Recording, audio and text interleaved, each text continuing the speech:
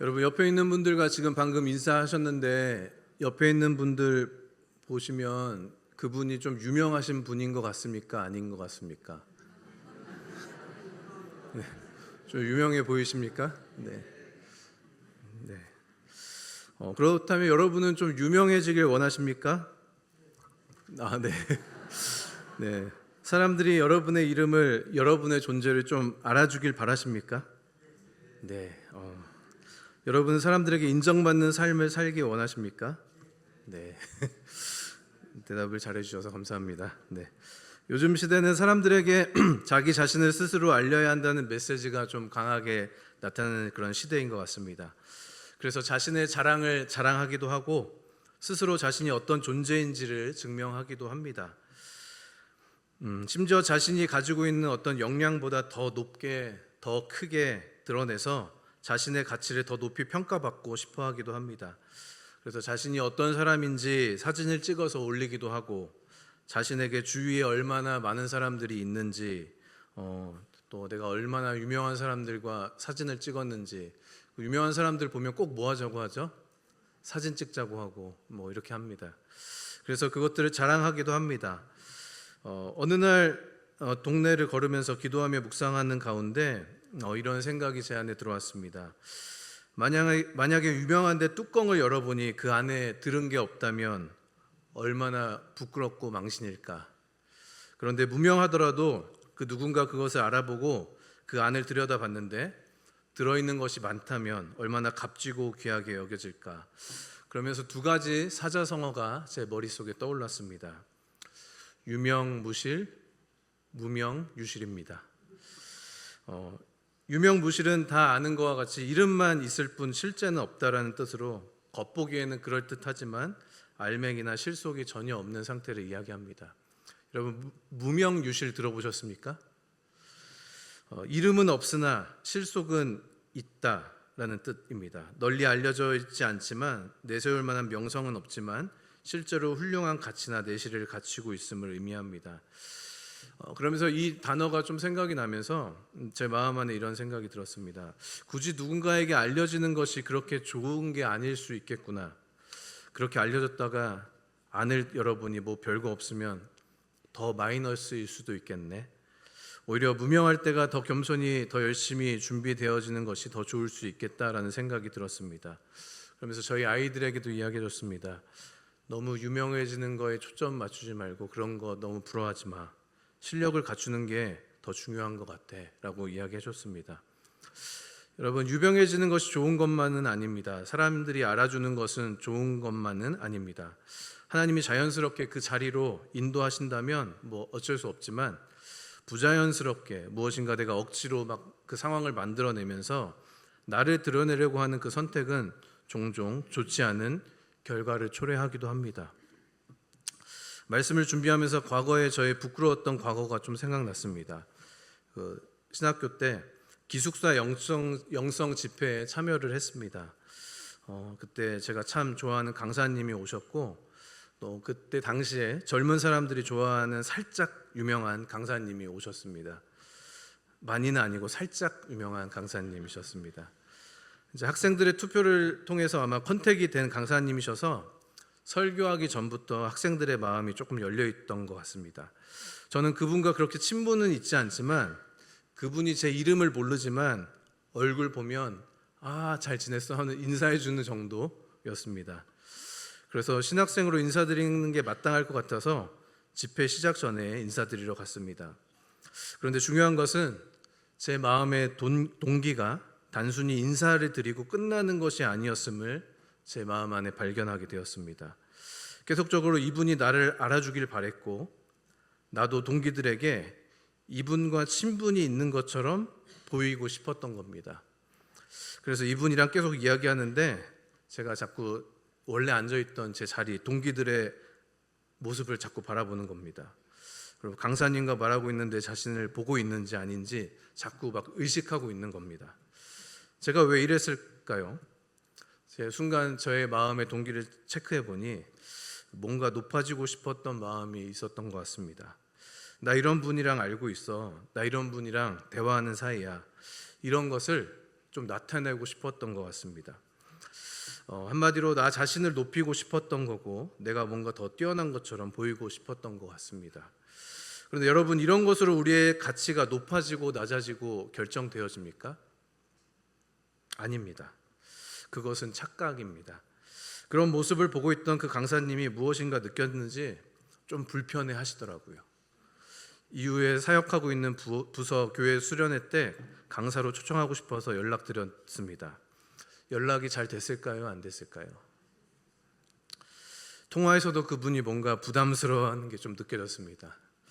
그래서 저는 이때 이 사건을 통해서 무엇을 할 때 마음의 동기를 살펴야 한다는 것에 대해서 배우게 되었습니다. 이렇게 일상의 삶에서도 우리는 마음의 동기를 잘 살펴봐야 합니다. 내가 이것을 하는 이유와 목적이 무엇인지 확인해야 합니다. 올바른 동기로 하는 것인지, 그 방향이 잘 가고 있는지 계속적으로 확인해야 합니다. 심지어 하나님의 일을 온몸으로 다 바쳐서 한다고 하지만 그 방향은 충분히 잘못된 곳으로 갈 수 있습니다. 우리가 신약에 나오는 바리새인과 서기관 같은 경우에도 굉장히 뛰어난 학자들입니다. 성경에 있어서 능통한 자들입니다. 그런데 예수님을 오히려 박해하고 잘못된 길로 걸어갔습니다. 그들의 열심은 남들보다 뛰어났지만 방향은 잘못된 곳으로 가고 있었습니다. 무엇인가 할 때 하나님이 아닌 사람에게 인정받으려고 한다면 단순히 어떤 사람의 인정받는 것을 넘어서는 것을 의미합니다. 더 높은 자리로 올라가려고 하고 더 나아가서는 하나님의 자리에 앉으려고 하는 것이 바로 우리 인간의 모습, 우리의 인간의 본성입니다. 성경에도 잘못된 동기로 인한 사건이 나옵니다. 오늘 바로 성경의 본문에 나오는 바벨탑 사건인데요. 이 바벨탑 사건이 있기 전까지 몇 가지 사건들이 나옵니다. 창세기 1장에서 11장까지는 원역사로 이야기합니다. 창조와 타락, 그리고 심판에 대한 메시지들, 그 스토리들이 나옵니다.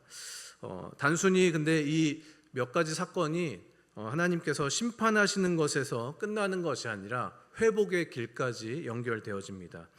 여러분, 선악과 사건 아십니까? 선악과 사건 아십니까? 하나님이 선악과를 먹으라고 했습니까? 먹지 말라고 했습니까? 먹지 말라고 했습니다. 인간이 어떻게 했죠? 선악과를 먹게 됩니다. 선악을 분별하는 사람은 그 존재는 누구여야만 하죠? 하나님이어야만 하는데 사람이 그 선악과를 선택함으로 선악을 분별하게 됩니다. 그래서 하나님과의 관계가 완전히 깨지고 그로 인해서 죄가 들어오기 시작하고 영원한 죽음이 들어오기 시작하고 모든 관계가 단절되어집니다. 그런데 하나님께서는 이들을 에덴 동산에서 추방시키시는데 그냥 추방으로 끝납니까? 하나님이 회복의 길을 열어주시는데 이들에게 무슨 옷을 입혀주십니까? 가죽 옷을 입혀주십니다. 이들의 수치와 죄를 더 이상 회복할 수 없는데 회복할 수 있는 길을 열어주시고 또한 원복음이라는 것을 말씀해 주시면서 하나님께서는 그 새로운 길을 열어주십니다. 두 번째 사건입니다. 여러분, 인류의 첫 살인사건 무엇인지 아십니까? 누가 누구를 죽이죠? 가인이 아벨을 죽이게 됩니다. 가인이 동생 아벨을 죽이는 사건인데 이것은 죄의 결과입니다. 하나님이 아벨의 예배는 받으시고 제사는 받으시고 가인의 제사는 받지 않습니다. 그래서 결국 가인은 동생 아벨을 죽이게 됩니다. 그런데 이 아벨을 죽인 가인이 벌을 받아야 되지 않습니까? 물론 벌은 받습니다. 그 땅에서 정착하지 못하고 유리하게 됩니다. 근데 가인에게 표를 줍니다. 표를 줘서 이 가인이 죽임을 면하게 하십니다. 하나님께서는 이렇게 죄를 짓고 그냥 심판으로만 머물러 있는 것이 아니라 하나의 어떤 도구들을 열어주십니다. 길을 열어주십니다. 그래서 이 메시지를 통해서 죄인인 우리도 영원히 죽지 않고 하나님의 보호하심을 통해 회개를 통해 회복할 수 있다는 겁니다. 그래서 의인의 계열인 아벨이 죽고 나서 이것도 그냥 끝나는 것이 아닙니다. 셋이라는 사람을 통해서 하나님의 의인의 계열을 계속적으로 이어가 주십니다. 그리고 세 번째 사건은 방주 사건입니다. 하나님께서 그 땅의 사람들이 충만한 것들을 보십니다. 근데 그 사람만 충만한 것이 아니라 무엇이 충만합니까? 그 땅에 죄와 악이 충만합니다. 그래서 하나님이 결정하십니다. 물로 심판하기로 결정하십니다. 그러고 나서 그 땅의 모든 것을 물로 심판하고 모든 생명이 죽게 되어집니다. 단 한 부류들만 살아남게 되는데 어디에 타는 사람들일까요? 방주에 타는 사람들입니다. 하나님께서는 방주라는 구원의 통로를 열어주셔서 생명을 이어가게 하십니다. 마지막 사건이 있습니다. 이 마지막 사건은 무엇일까요? 오늘 11장에 나오는 바벨탑 사건입니다. 창세기 1장부터는 선악과를 선택함으로 타락하고 자기의 형제를 죽임으로 실패했고 온 땅에 죄가 가득함으로 심판받았던 경험이 있으면 이제는 그 인류는 정신을 좀 차려야 됩니다. 과거에 그런 것들이 있었으면 이제 정신을 좀 차리고 제대로 살아야 하는데 이들은 또 무엇을 짓고 있습니까? 바로 성읍과 탑을 짓고 있다라고 오늘 본문에 나옵니다. 근데 성읍과 탑을 짓는 것은 문제가 될까요? 안 될까요? 문제가 되지 않죠. 성읍과 탑을 짓는 게 왜 문제가 되겠습니까? 근데 어떤 것이 문제였을지 한번 오늘 말씀을 보면서 함께 보고 싶습니다. 오늘 1절 말씀에 이렇게 나옵니다. 온 땅의 언어가 하나요 말이 하나였더라. 이 말씀만 보면 온 땅의 언어가 하나 말이 하나였다라고 합니다. 이때 이 말씀을 가장 좋아하는 사람들은 누구일까요? 그 전에요. 이 말씀을 가장 싫어하는 사람들이 누구일까요? 아십니까? 영어 학원 선생님들, 중국어 학원 선생님들, 일본어 학원 선생님들입니다. 그리고 교수님들. 그 반대로는 누가 가장 좋아할까요? 우리들입니다. 아니면 학생들. 일본어, 중국어, 영어 굳이 배워야 되는 학생들입니다. 무슨 이유 때문에 이렇게 하나라고 되어 있습니까? 이 말씀을 통해서 우리는 뭘 유추할 수 있습니까? 서로 말이 잘 통했다는 겁니다.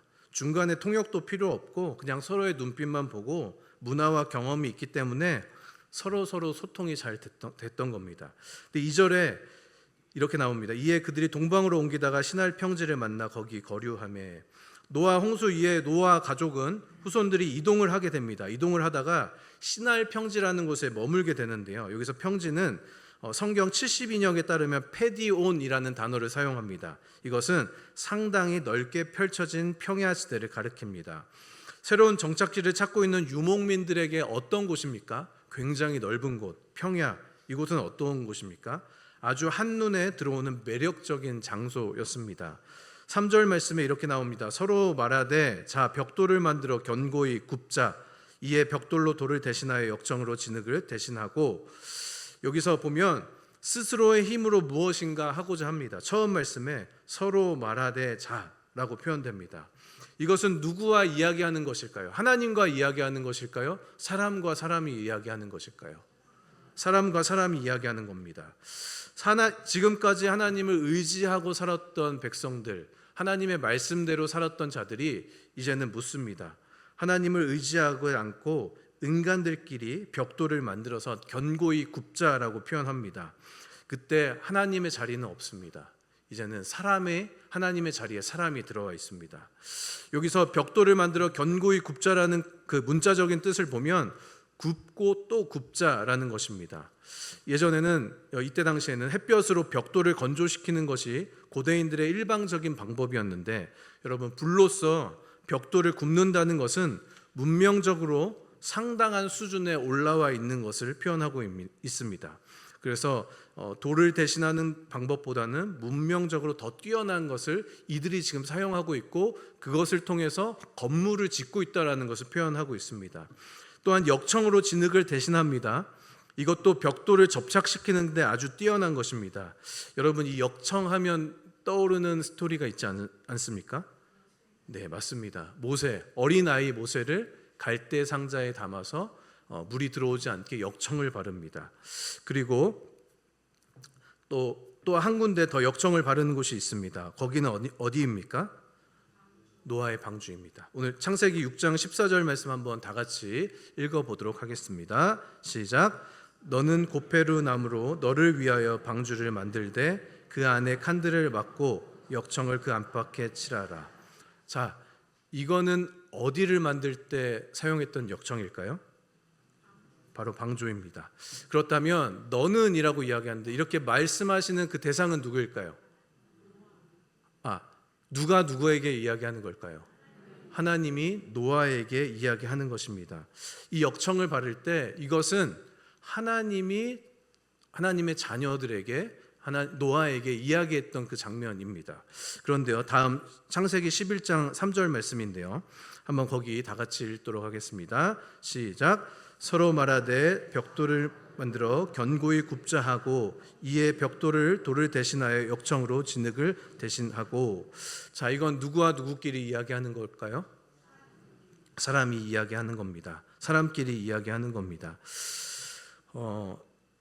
오늘 본문에서는 인간 서로가 결정합니다. 그곳에는 하나님이 있어야 할 자리, 그 자리에는 하나님이 없고 사람이 앉아 있습니다. 무엇인가 아주 열심히 합니다. 최신 문물을 가지고 여러 가지 발전된 것을 가지고 열심히 합니다. 하지만 그곳에는 하나님이 있습니까? 없습니까?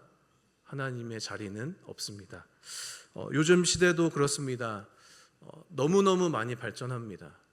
이제는 어떻게 보면 우리의 음성도 이렇게 바꿔주기도 하고, 돌아가셨던 고인도 어떤 AI 작업이나 이런 걸 통해서 살아있는 것처럼 생생하게 우리 앞에 나타나서 화면에 보여지기도 합니다. 세상은 정말 많이 변하고 있습니다. 그런데 우리는 항상 이때마다 질문해야 할 것입니다. 그 하나님이 있어야 할 그 자리에 하나님이 계신가? 아니면 다른 것이 대체하고 있는가입니다. 오늘 4절 말씀에 보면 또 이렇게 나와 있습니다. 성읍과 탑을 건설하여 그 탑의 꼭대기를 하늘에 닿게 하여 우리 이름을 내고 온 지면에 흩어짐을 면하자 하였더니, 4절 말씀에 이들이 그렇게 그토록 탑을 쌓았던 목적과 동기가 나와 있습니다. 그들이 넓게 펼쳐진 광야에서 대제국을 건설하고 높게 탑을 쌓고 싶어 했습니다. 심지어 탑의 꼭대기가 하늘에 닿게 하여 라고 표현되어져 있습니다. 이때 당시에 사람들의 관점은 하늘은 하나님이 거하시는 곳이었습니다. 근데 탑의 꼭대기가 어디까지 닿자라고 이야기합니까? 하늘입니다. 하늘에 닿는 것은 무엇입니까? 하나님을 만난다는 것을 뜻합니까? 그곳은 하나님이 계신 자리입니다. 그것은 무엇이냐면 하나님의 자리에 우리가 대신하자라는 것입니다. 이때 당시에 지구라트라는 것이 이제 이렇게 쭉 지어졌는데, 그 탑 꼭대기에는 무엇이 있었냐면 신전이 있었습니다. 이방신을 섬기는 신전. 이것은 무엇을 뜻하는 것입니까? 자신들의 힘으로, 자신들의 의지로, 자신들의 실력으로 하나님의 자리에 앉겠다는 것입니다. 결국은 어떻게 하겠다는 겁니까? 4절 말씀에 우리의 이름을 내고 온 지면에 흩어짐을 면하자라고 이야기합니다. 여기서 이름을 낸다는 것을 직역하면 우리의 이름을 새기자라는 뜻입니다. 이 탑의 일차적인 목적은 이것입니다. 우리의 이름을 드러내자. 우리의 이름을 새기게 하자. 우리가 얼마나 대단한 사람인지, 우리가 얼마나 뛰어난 사람인지, 우리의 문명이 얼마나 뛰어난지 다른 사람들에게 알리자. 우리가 얼마나 똑똑한지, 우리의 건축물이 얼마나 문명을 뛰어넘는 역할을 했는지 보여주자. 바로 이것이었습니다. 그리고 지면에 흩어지지 않는 것입니다. 여러분, 이 지면에 흩어지지 않자라고 이렇게 표현하는 이 단어가, 이 표현이 어떤 것인지 아십니까? 이 바벨탑 사건 이전에는 가인과 아벨의 사건이 있었습니다. 가인이 아벨을 죽이고 어떤 벌을 받게 되냐면 그 땅에서 정착하지 못하고 유리하게 됩니다. 여러분, 가인이 드렸던 제물이 무엇인지 아십니까? 곡식입니다. 곡식입니다. 어디서부터 오는 것이죠? 땅으로부터 오는 것입니다. 그렇다면 가인에게 있어서 이 땅이라는 존재는 어떤 존재죠? 뗄래야 뗄 수 없는 존재. 어떻게 보면 나의 모든 것, 나의 모든 소산을 들여서 하나님께 드릴 수 있는 곳이 땅입니다. 근데 땅에서 유리하고 방황하게 됩니다. 어떻게 보면 가인에게 있어서 정말로 정착하지 못하는 그 아픔, 정말로 슬픔, 그리고 견디지 못하는 그런 부분입니다. 그런데 이런 것들을 뛰어넘게 되면서 어떻게 보면 하나님이 주신 그곳에 성읍을 쌓고 탑을 쌓는 이유는 그곳에서 정착하기 위해서, 하나님의 뜻을 거슬러서 인간의 수단으로 극복해 보려는 발부둥치는 인간의 교만을 보여주고 있습니다. 아담과 하와를 만드시고 그들에게 주신 하나님의 지상 명령이 있습니다. 생육하고 번성하고 땅에 충만하라. 노아에게 주신 명령이 있습니다. 생육하고 번성하고 땅에 충만하라. 땅에 충만하려면 가만히 여러분 모여 있어야 될까요? 흩어져야 될까요? 흩어져야 합니다. 하나님의 뜻은 모여서 그곳에 자기의 마음과 자기의 마을과 자기의 어떤 그 그룹을 만들면서 높이 쌓는 것이 아니라 그곳에서 흩어져서 하나님이 생육하고 번성하고 땅에 충만케 되어지는 것입니다. 이것은 하나님 말씀에 순종하지 않겠다. 내가 이렇게 탑을 쌓는 이유는 내 이름을 내겠다. 내가 더 높아지겠다라는 것입니다. 이들은 자신의 이름을 새기고 흩어짐을 면하길 원했습니다. 나름 말도 잘 통하고 생각도 잘 통했습니다. 그리고 지혜, 지식, 경험도 뛰어나서 어떻게 하면 탑을 잘 쌓을 수 있는지도 알고 있었습니다. 그래서 자신만의 그룹들을 만들어서 이제는 그 하나님의 자리에 앉으려 했습니다. 때로는 우리도 말이 잘 통하고 무엇인가 마음이 잘 맞고 하는 것도 좋은 부분일 수 있겠습니다. 하지만 어느새 그것이 하나님의 위치보다 더 과해질 때, 하나님의 자리를 침범하게 될 때 그것이 우리에게 있어서 위험으로 다가오게 될 것입니다. 5절 6절 말씀에 보면 하나님께서 그 성읍과 탑을 보려고 내려오십니다. 그리고 여호와께서 이 무리가 한 족속이고 언어도 하나이므로 이후로는 내가 그 하고자 하는 일을 막을 수 없으리로다 라고 이야기합니다. 하나님이 직접적으로 개입하십니다. 하늘에 계신 것이 아니라 얘네 어떻게 하는지 한번 내가 봐야 되겠다. 모든 것들 하늘 보좌를 잠시 뒤로 하고 이 성읍과 탑을 보러 내려오십니다. 아마 하나님이 내려오실 때 한참 내려오지 않으셨을까 싶습니다. 왜냐하면 이 탑은 하늘까지 닿았던 탑이라고 표현됩니다. 롯데타워 정도 되면 어떨까요? 그것보다 더 높지 않았을까요? 우리도 하나님 없이 우리의 힘으로 높이 쌓아 올린 탑이 끝도 없이 올라간다면 하나님께서는 우리의 삶 가운데 내려오실 겁니다. 하나님께서 직접적으로 개입하실 겁니다. 주님 안에서 우리가 하나 되는 것은 정말 필요하지만 잘못된 동기로 인해서 하나 되고 친밀해지는 것, 모이는 것은 건강하지 않을 수 있습니다. 이후로 그 하고자 하는 일을 막을 수 없다라고 표현되어지는데, 이제 사람들, 그렇게 탑을 쌓았던 사람들의 동기가 돌이킬 수 없는 지경까지 이르렀다는 것을 이야기합니다. 우리 7절 말씀 보면 7절 말씀 한번 다 같이 읽겠습니다. 시작. 우리가 내려가서 거기서 그들의 언어를 혼잡하게 하여 그들이 서로를 알아듣지 못하게 하자 하시고. 아멘. 이 말씀을 가장 좋아하는 분들은 누구일까요?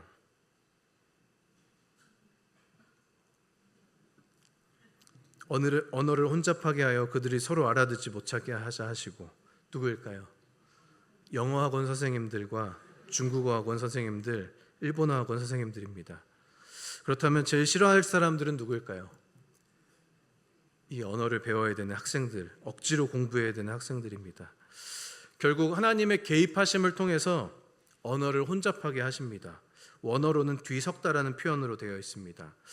그래서 그 언어를 흩으심으로 그들이 도시를 건설하는 것을 그치게 됩니다. 왜냐하면 말이 안 통합니다. 한 사람이 Hello, how are you 이렇게 이야기하는데 옆에서 짜이찌엔 하고 돌아갑니다. 말이 안 통하는 겁니다. 마음이 맞고 생각이 맞아야 하는데 소통이 안 되니까 도시를 건설하는 것에 그치게 됩니다. 그렇습니다. 아무리 멋있고 아무리 높고 위대하고 자신의 노력을 열심히 들여서 자기의 몸과 마음을 갈아 넣으면서까지 할지라도 그것이 심지어 하나님의 이름으로 하는 사역이나 교회 와서 하는 봉사나 섬김일지라도 그 마음에 어떤 동기를 가지고 하느냐가 중요합니다. 여러분, 하나님 없이 높이 쌓아 올린 바벨탑은 언젠가 무너지게 되어 있습니다. 그것을 하나님이 흩으십니다. 때로는 그 하나님의 개입하심이 우리에게 있어서는 감사로 여겨져야 할 것입니다. 이 이야기하고 말씀을 마무리하고 싶습니다. 예전에 미국에서 청소년 사역을 엄청 잘했던 목사님이 있습니다. 아이들도 이 목사님 너무 좋아하고 이민 갔던 사람들의 자녀들을 잘 훈련시키고 해서 정말로 폭발적으로 교회 청소년들이 늘게 되었습니다. 근데 어느 날 교회에서 청소년 아이들이 교회 청소를 했는데 청소를 하고 있는 모습을 담임 목사님이 보게 된 겁니다. 담임 목사님이 엄청 칭찬해 주시는 겁니다. 막 맛있는 것도 사주시고 막 그런 겁니다. 그러고 나서 이 담임 목사님이 강단에서 선포를 하신 겁니다. 우리 청소년들 보셨죠? 너무너무 잘합니다. 이 아이들이 앞으로 이 교회 청소를 다 맡아서 할 겁니다. 이렇게 선포를 하셨습니다. 그래서 어쩔 수 없이 그 교회 청소년들이 그 교회 청소를 도맡아 하게 됐다고 합니다. 근데 이 목사님이 그 뒤로부터 자꾸 그 문에 시선을 가게 된다는 겁니다. 그 문이 어떤 문이었냐면 담임 목사님이 열고 오셨던 그 문인데 자꾸 이 시선이 이렇게 열심히 봉사하고 하는 것들이 이 문에 시선이 간다는 겁니다. 그래서 그 목사님이 간증하시면서 하셨던 내용이 그 내용이었습니다. 본인이 그렇게 했던 것은 사람들의 칭찬, 담임 목사님의 칭찬을 들으려고 했었던 자기의 마음의 동기를 발견했다고 합니다. 그래서 이렇게 말씀하셨습니다. 자신이 확신하는 것은 그 시간만큼은 하나님이 그걸 받지 않으셨다라는 겁니다.